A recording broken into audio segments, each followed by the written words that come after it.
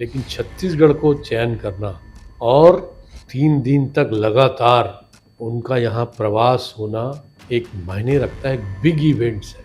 और ये आने वाले समय में कुल मिला के माइलस्टोन भी हो सकता है कुछ इश्यूज को लेकर। क्या लग रहा है कि आने वाले समय में नक्सलिज्म को आप लोग पूरा जड़ से खत्म करने का एक प्रण लेकर के आए थे या प्रण लेके जा रहे हैं अमित शाह यहाँ से कि हम अंतिम प्रहार करेंगे, निर्णायक लड़ाई की बात की? उससे लगता है कहीं कहीं रोड में बना है। उन्होंने चंपारण धाम में महाप्रभु जी के सामने मत्था टेका। चंपेश्वर महादेव संचल का एक प्रमुख एक आस्था का केंद्र है। वहाँ उन्होंने जलाभिषेक किया, जल अर्पण किया। नक्सलवाद के खिलाफ लड़ाई सबको लड़नी चाहिए और उसमें केंद्र सरकार अगुवाई कर रहा है, सब लोगों के साथ में है। नमस्कार दोस्तों, अभी हाल में ही केंद्रीय गृह मंत्री अमित शाह जी का रायपुर आगमन हुआ। 3 दिन का प्रवास था। चुनाव के पश्चात, यानी कि लोकसभा चुनाव हो गया, उसके पश्चात में अमित शाह 3 दिन तक छत्तीसगढ़ में, वो भी रायपुर में बिताते हैं। तो कुछ ना कुछ गूढ़ बातें तो होंगी, क्योंकि अमित शाह का एक एक मिनट काफी होता है और 3 दिन तक अगर वो यहाँ रह जाते हैं और काफी कुछ प्रशासनिक लोगों के साथ में काफी समय बिताते हैं, तो गलियारे में चर्चा तो होगी, राजनीति की भी, प्रशासन की भी और भी बहुत सारी बातों की। कुछ लोगों ने कहा कि नक्सलाइटों के ऊपर और नक्सलिज्म के ऊपर में कसावट होने की बातें हैं। फिलहाल थोड़ा सा उसको कुरेदने की कोशिश करते हैं, समझते हैं कि 3 दिन का प्रवास अमित शाह जी का यहाँ क्या रहा, क्या राजनीतिक मायने निकाले जाएंगे, क्या प्रशासनिक कसावटें क्या क्या हो सकती हैं और आने वाले समय में छत्तीसगढ़ राजनीति का किस एंगल में बैठने जा रहा है। तो हमेशा की तरह इस मुद्दे पे जब मैं बात करता हूं तो हमारे राजनीतिक सहयोगी दरबार में मौजूद हो जाते हैं। पूर्व मंत्री हैं, सांसद हैं, पूर्व चंद्रशेखर साहू जी। साहू जी, आपका बहुत बहुत स्वागत, अभिनंदन है एसपी जी के दरबार पे। साहू जी, जैसा अभी हमने बात करते करते कहा कि अमित शाह जी यहाँ पे 3 दिन आते हैं और 3 दिन रुकते हैं, वो भी रायपुर में ही गुजारते हैं और आसपास भी नहीं जाते। तो अंदर में बहुत सारी खलबली सी मची हुई है लोगों के बीच में, चाहे वो राजनीति वाले हों, चाहे प्रशासनिक अमला हो या समाज के कई लोगों में अलग अलग बातें चल रही है। आप भी उनके साथ में काफी कुछ समय गुजार दिया है 3 दिनों में और रहे, काफी करीब से आपको देखे। तो मैं आपसे यही प्रश्न करूंगा कि 3 दिन का दौरा चुनाव के पश्चात क्यों?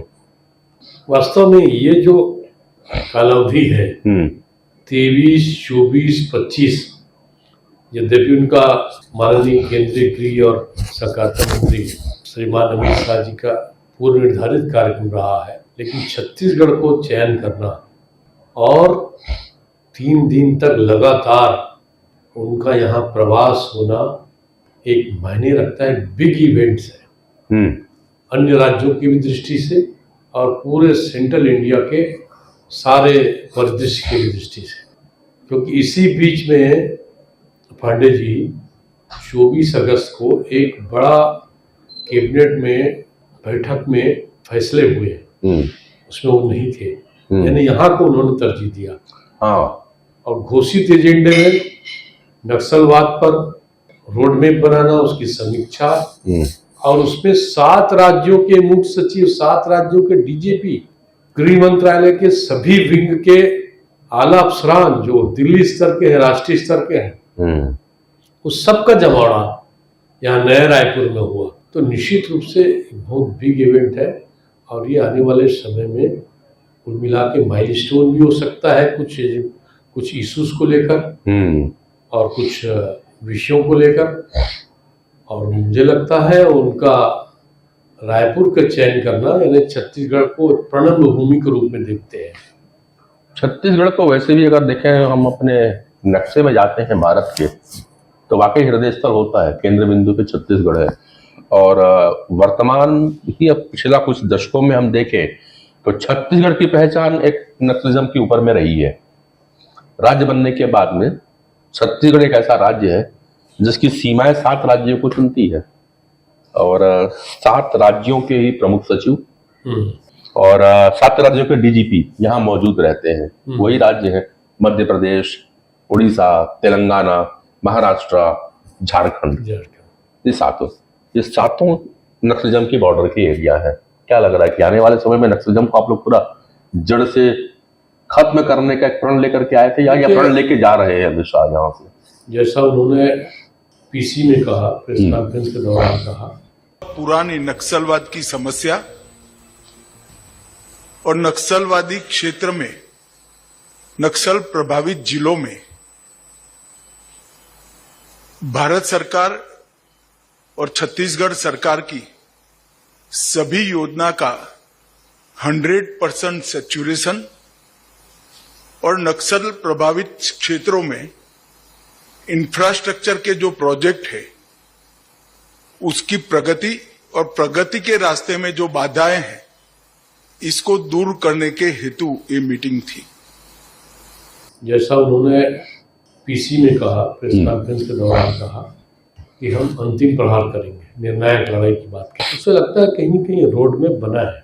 इस समस्या को पूरी तरीके से इस देश से खत्म करने का उन्होंने एक डेडलाइन भी दे दिया है।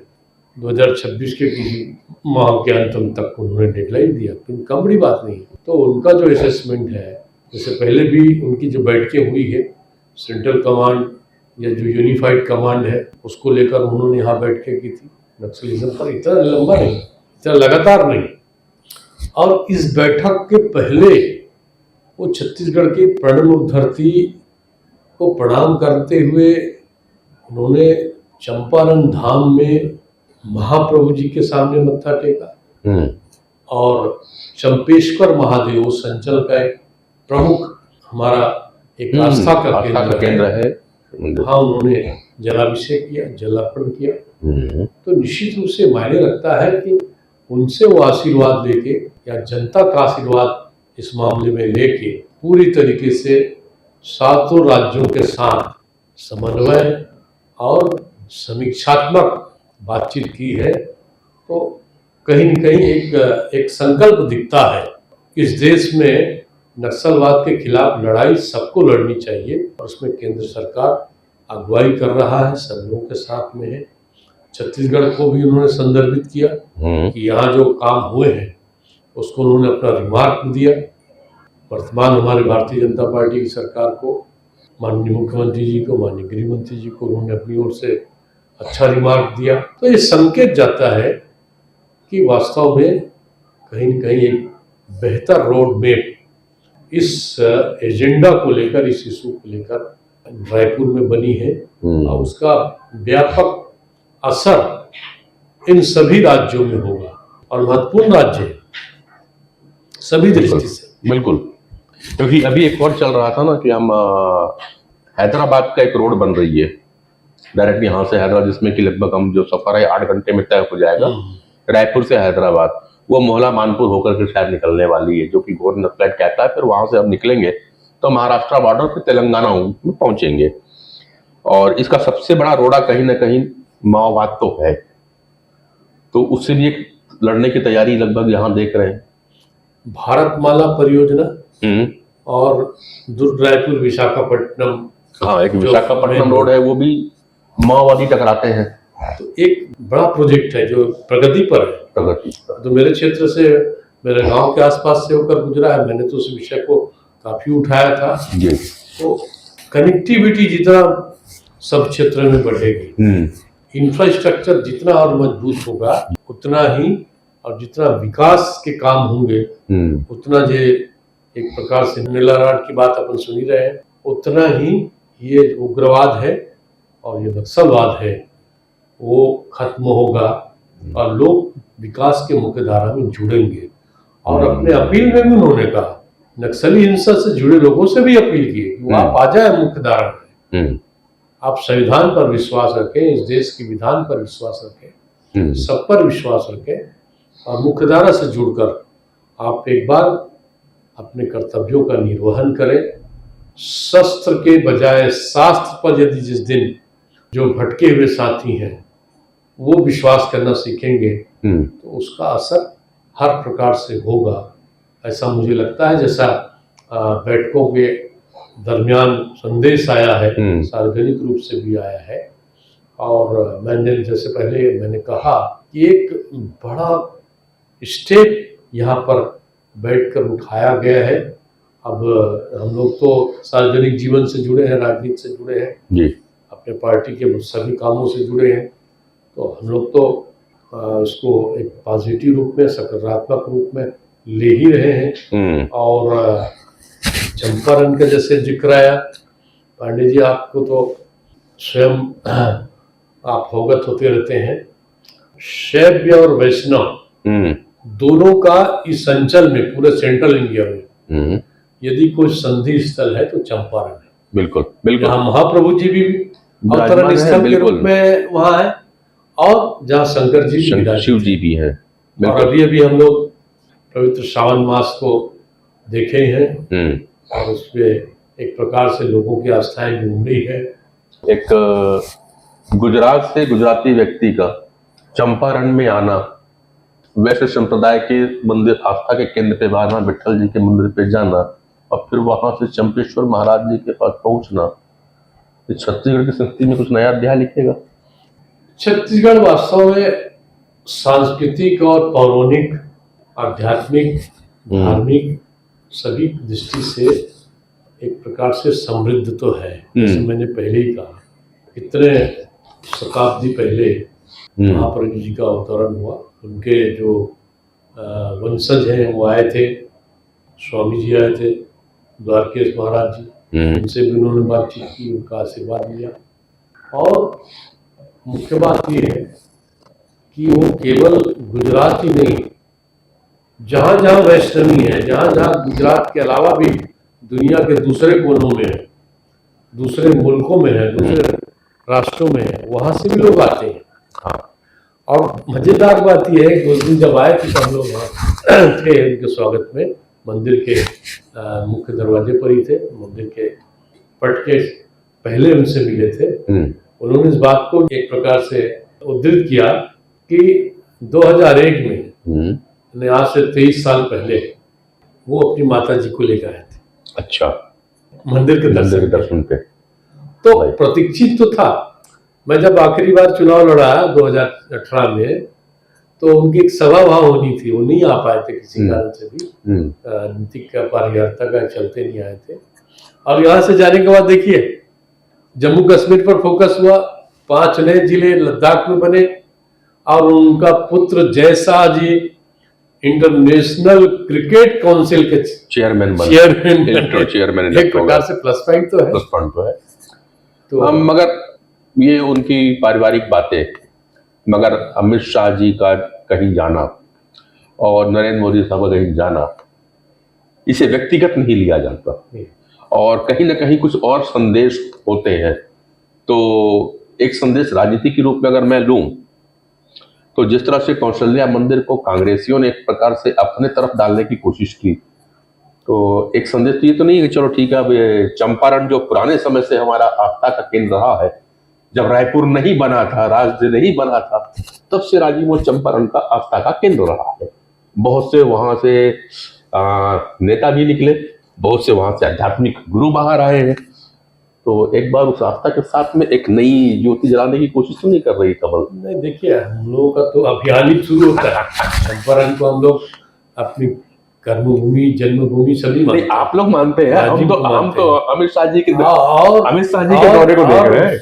उसका किसी स्थान से, किसी अन्य स्थान से तुलना का विषय ही नहीं है। सबके अलग अलग महत्व है, सबके अलग अलग वो है। और जहाँ तक के आस्था का मामला है, कुछ निजी भी है, कुछ सार्वजनिक भी है। और एक बार फिर से हम लोग उम्मीद करते हैं कि पर्यटन के भी दृष्टि से, सांस्कृतिक महत्व के भी दृष्टि से छत्तीसगढ़ फोकस हुआ है, वहां जाने के बाद भी हुआ है। और लोगों से बातचीत भी हुई होगी उनकी अलग से, बिल्कुल, नेताओं से भी बातचीत होगी, भले वो घोषित नहीं है। तो यहाँ के राजनीतिक नब्ज को भी अच्छे से टटोलने का उनको वक्त मिला। उनके साथ चलो भाई, आपने लगभग एक प्रकार से इशारा कर दिया है हमारे जम्मू भैया ने कि राम गमन पथ भाजपा के समय चालू किया गया था, कहीं ना कहीं उसमें कांग्रेस ने अपना भी थप्पा लगाने का कोशिश किया है।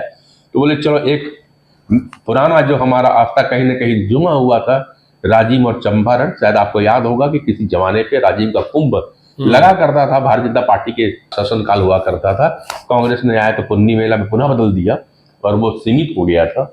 अब मेरे को लगता है कि चंपारण और राजिम को मिलाकर के एक नए धार्मिक आस्था और सांस्कृतिक केंद्र का उदय होने का भी संभावना बनती है।